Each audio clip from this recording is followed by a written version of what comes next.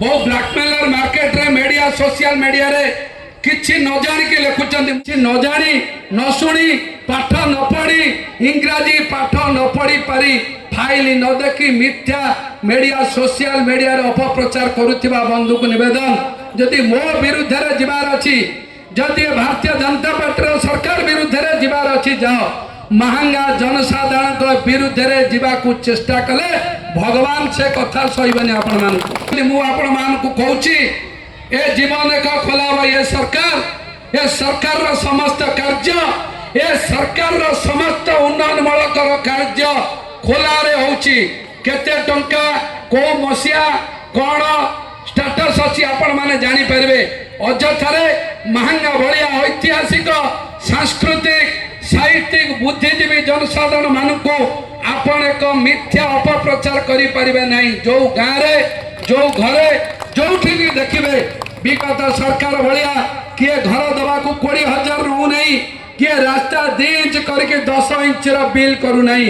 जा बिल रे देखिबे ता वास्तव रे देखिबे किछि न जानी न शुणी पाठ न पढ़ी इंग्राजी पाठ न पढ़ी पारी फाइल न देखी मिथ्या मीडिया सोशल मीडिया रे अपप्रचार करुथिबा बंधु को निवेदन जदि मो विरुद्ध रे जिबार अछि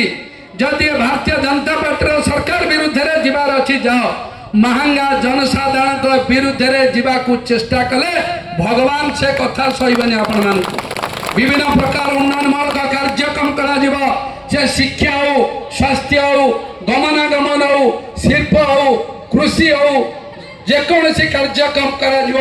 जो कार्यक्रम ओडिशा सरकार भाविबो प्रथमे महंगा निर्वाचन मंडली रे निश्चित भाव में करा मात्र 2 वर्ष आपण देखिबे जलसेचन प्रक्रिया गमनागमन प्रक्रिया शिक्षार व्यवस्था जदि 2 वर्ष आपण हिसाब करेंगे पाखापाखि 15 कोटी टंका महंगा निश्चित कली ब्लॉक महाविद्यालय मान को उच्च शिक्षा विभाग देछि 50-25 वर्ष भितर एते कोटी कोटी टंका केबे भी को शिक्षानुष्ठान को दिया जाए नहीं ए देश रे ओडिशा रे का प्रथम सरकार जे कि प्राथमिक शिक्षार विकास करिया पई गोदावरी मिश्र आदर्श विद्यालय योजना कराला 5 कोटी टंका लेखा दिया जाउछि अञ्चल विकास करिया पई ए सरकार जो प्रतिश्रुति दैछंती 2 वर्ष रे जा घटिछि थरे समस्त विरोधी दल को मो निवेदन आत्मसमीक्षा करंतु जा घर जोटी से गाँव रे कौन काम करा जाउछि एवं आमे ओटा ऐतिहासिक अप्रैल मासरे 2टी ऐतिहासिक कार्यक्रम करिछु गोटा अक्षय तृतीया दिन कुलिया आरएमसी ठारे 64 पंचायत 400 गाँव समस्त चाषी भाई की डका जीव महंगा निर्वाचन मंडली रे 25,000 हेक्टर माने पाखापाखि 62,500 एकर चाष जमी इरिगेटेड लैंड अच्छी पाखापाखि 15,000 एकर माने 70,000 एकर जदि चाष जमी अच्छी नियम अनुसार 10 लाख क्विंटाल धान